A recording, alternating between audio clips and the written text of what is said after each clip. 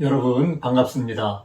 성경대로를 시작합니다. 오늘은 로마서 9장 8절에서 시작을 하겠습니다.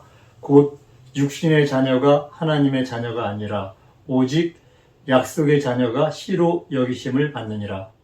이 말씀은 아브라함의 가정, 이삭의 자녀들에 대한 말씀입니다.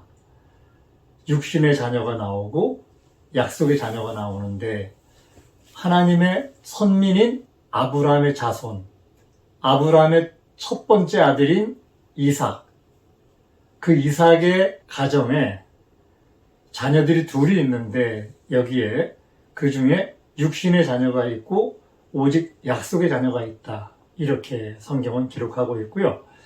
하나님은 약속의 자녀만 씨로 여기심을 받는다. 이렇게 기록하고 있습니다. 이 말씀은 하나님을 믿는 성도들에 대한 얘기, 하나님의 교회에 대한 얘기, 하나님을 섬기는 가정, 하나님의 성도의 가정에 대한 그런 이야기라고 생각을 합니다. 이 땅에는 두 부류의 사람들이 있습니다. 하나는 육신의 삶을 사는 사람, 하나는 하나님의 약속 안에서 삶을 살아가는 사람, 이렇게 두 부류의 그런 자녀들이 있다고 성경은 기록하고 있습니다. 여기에 이삭이 나오잖아요. 이삭은 약속의 자녀, 아브라함의 첫 번째 약속을 통해서 난 아들이 이삭인데 이 이삭은 바로 그리스도의 모형입니다. 갈라디아서 3장 15절에 보면요. 형제들아 사람의 예대로 말하노니 사람의 언약이라도 정한 후에는 아무나 폐하거나 더하거나 하지 못하느니라. 이 약속들은 아브라함과 그 자손에게 말씀하신 것인데 여럿을 가리켜 그 자손들이라 하지 아니하시고 오직 하나를 가리켜 네 자손이라 하셨으니 곧 그리스도라. 이렇게 기록하고 있거든요.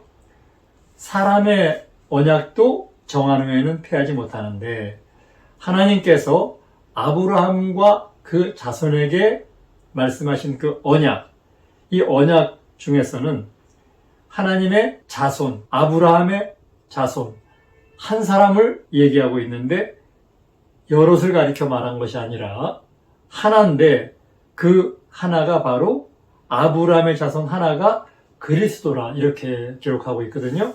이 말씀은 바로 아브라함의 첫 아들이 이삭이었던 것처럼 바로 이삭의 모형을 따라서 예수님이 아브라함의 하나를 꼽을 수 있는 바로 아브라함의 자손이다. 이렇게 성경은 기록하고 있습니다. 그래서 이삭을 통해서 많은 아브라함의 자손이 이 땅에 생겨났듯이 우리도 아브라함의 첫 번째 자손 하나를 꼽는 예수님을 통해서 예수님의 영을 받은 하나님을 아버지라고 부르는 많은 아들들이 예수님을 독생자, 우리를 많은 아들이라고 하잖아요.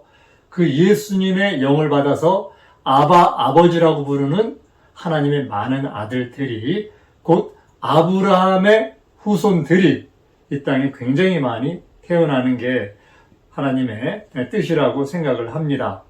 여기에 약속의 자녀인 이삭이 자녀를 출생하는데 이 자녀를 출생하는 이 모형은 교회에서 교회 안에서 성도들이 모여서 살아가는 모습과 같다고 생각을 합니다. 그런데 예서를 낳고 야곱 두 형제를 낳았는데 성경에 보면 두 아들이 엄마 뱃속에 있고 아직 세상에 나기도 전에 하나님께서 하나는 미워하시고 하나는 사랑하신다는 그런 말씀이 성경에 있습니다. 너무 불공평하지 않습니까? 사람이 태어나가지고 세상을 살아가면서 어떤 사람은 선하고 의롭게 선민의 삶을 살기도 하고 어떤 사람은 선민으로 태어났지만 타락된 삶을 살기도 하는데 이 아브라함의 첫 번째 아들 이삭의 두 아들 중에서 하나님이 이 땅에 나오기도 전에 야곱은 사랑하고 이에서는 미워한다. 이거 어떻게 보면 좀 불공평한 하나님이 아니신가 이런 생각을 할 수도 있는데요. 이 모형은 모든 하나님을 섬기는 자의 구원의 기준을 두는 그런 정말 중요하고 우리가 꼭 어디에 속할 것인가를 결정해서 이삭의 아들 야곱에게 속하든지 예수에게 속하든지 이 땅을 살아가는 성도의 삶의 방향을 여기에서 제시하고 있다고 생각을 합니다. 이제 이삭을 낳은 아브라함의 부인 사라, 이 사라는 성경에서 위에 있는 신령한 예루살렘, 바로 자유하는 여자 이렇게 기록을 하고 있죠. 그리고 이삭은 약속을 따라 난 아들, 그리고 성령을 따라 난 자 이렇게 성경은 기록하고 있습니다. 로마서 9장 10절에 보면요.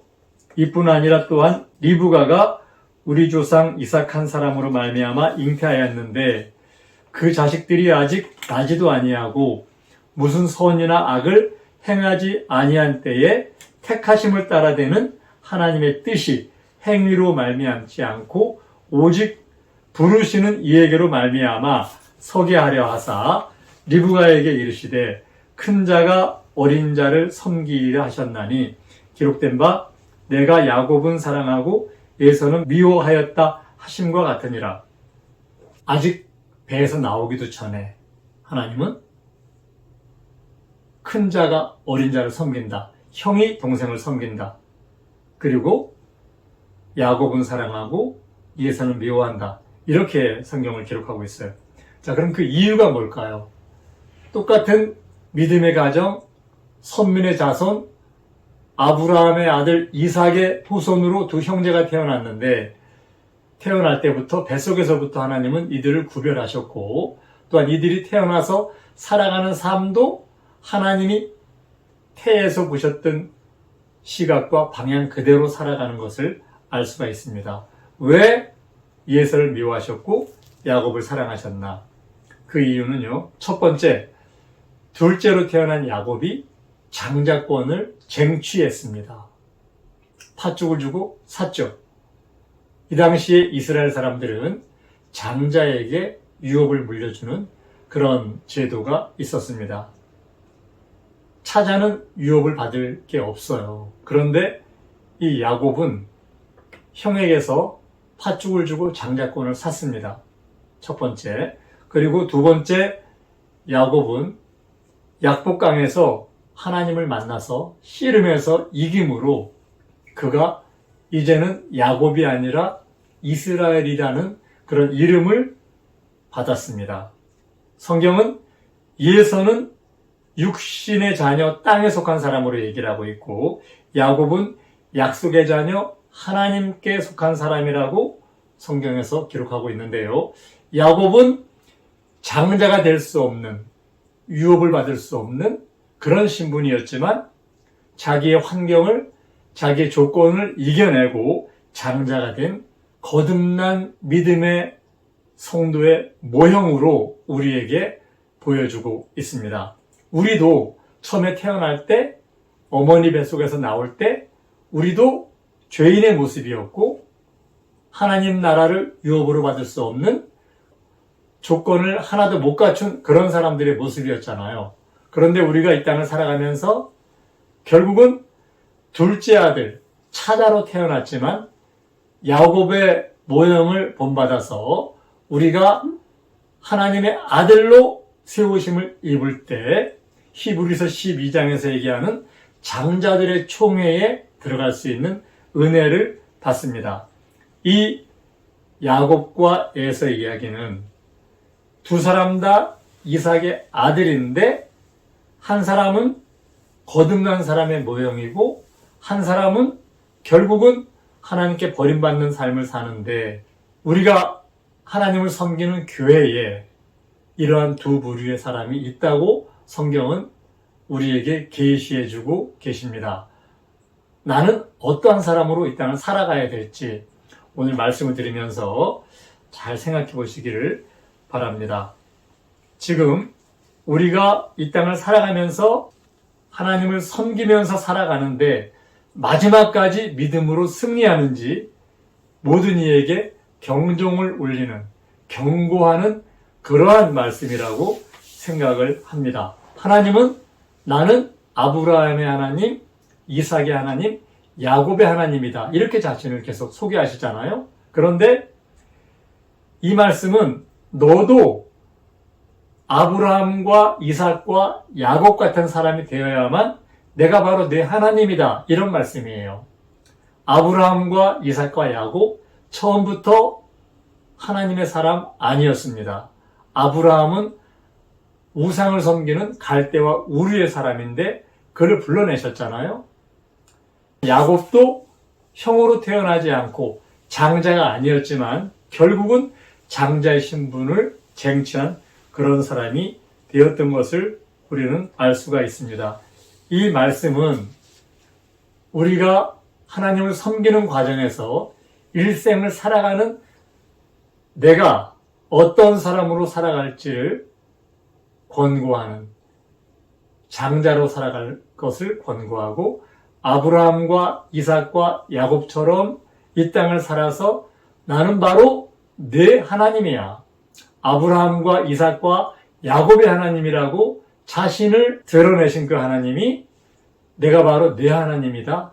이렇게 말씀하시도록 우리는 하나님 앞에서 우리에게 주신 이 말씀을 따라서 살아가는 우리의 모습이 되어야만 되겠습니다. 여러분 감사합니다. 날씨 추운데 늘 건강하시고요. 다음 시간에 뵙겠습니다. 감사합니다. 성경대로